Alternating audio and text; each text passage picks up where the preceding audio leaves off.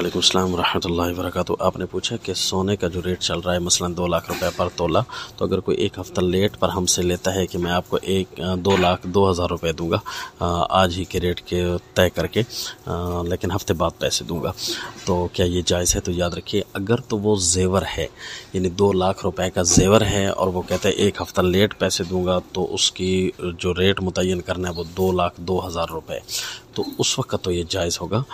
किस्त पर चीज़ को महंगा बेच सकते हैं, लेकिन उसमें भी ये ख्याल रहे कि चीज़ का वही रेट फिर पक्का हो जाता है, चाहे वो आपको जल्द आकर दे दे या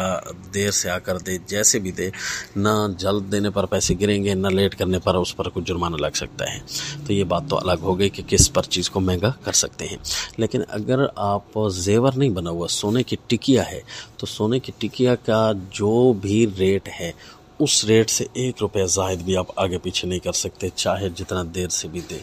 तो या तो सोने के बदले में आसान सूरत ये है कि सोने का 1 तोला अगर आप किसी को कर्ज़ दे रहे हैं तो उसको कहे कि इसी सोने के ही सूरत में मुझे आपने वापस करना होगा कर्ज़, तो ये आसान सूरत है। उस वक़्त चाहे महंगा हो जाए चाहे सस्ता हो जाए। लेकिन अगर वो आप उससे करेंसी लेते हैं तो फिर उससे कुछ भी ज़ायद नहीं ले सकेंगे, क्योंकि इसको बेसर्फ कहते हैं और इसके अंदर तफाजुल यानी ज़्यादती जायज़ नहीं होती। अलबत्ता ये है कि इसके अंदर जो है देर भी नहीं की जाती, बरह रास्त दिया जाता है, लेकिन यहाँ तबादला नहीं हो रहा, उधार ले रहे हैं, तो उधार की इतनी गुंजाइश होती है कि आप 1 हफ़्ता बाद उसको सोना वापस कर दें या सोने की करेंसी उसको वापस कर दें, लेकिन देंगे उतनी ही जितनी तय हो गई है, जो रेट उस वक़्त उस सोने का चल रहा है, इससे ज़ायद आप नहीं कर सकते। क्योंकि यूँ समझिए कि आपने उसको सोना दिया और जब वापस लेने लगे तो थोड़ा सा सोना आपने ज़्यादा करके ले लिया, तो फिर इसी चीज़ को सूद कहते हैं कि आपने किसी को 1,000 रुपया दिया, 1 हफ़्ता बाद अगर उससे वापस करेंगे तो 1,000 रुपये ही लेंगे,